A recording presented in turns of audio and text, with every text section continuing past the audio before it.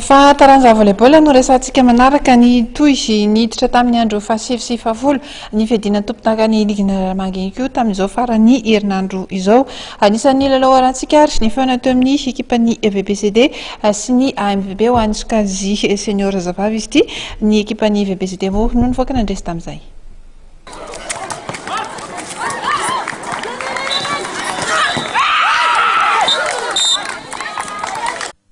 Lalao 10 no tanterahana tetsy amin'ny kianja ivelan'ny Mahamasina no entin'ny ligina Analamanga taranja volley nanamarika ny andro fahasivy sy ny fahafolo amin'ny fiadianan'ny tompon-dakany. Anisan'ny lalao nirasan'ny maro tamin'izany ny feonan'ny ekipan'ny VBCD, ireto miakanjo mainty ireto sy ny AMVB ho an'ny Sokazy senior zazavavy. Ny ekipan'ny VBCD no nivoaka mpandresy tamin'ny seta 3-2 tamin'ity lalao ity. Tombony ho an'ny ekipan'ny VBCD teto ny fananana mpilalao tanora ny ohatra tamin'ny mpifanandrina taminy.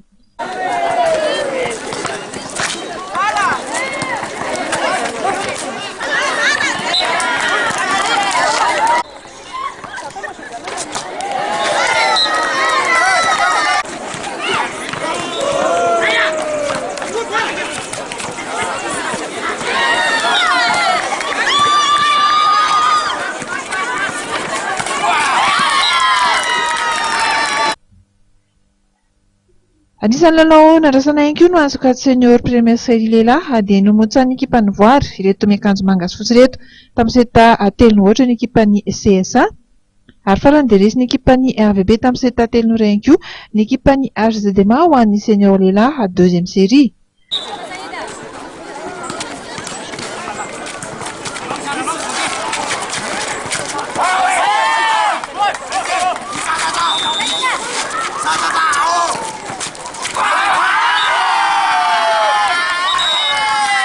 Ankoatrizay nivoaka mpandresy avokoa ireo ekipa voasokajy goavana amin'ity fanana ity.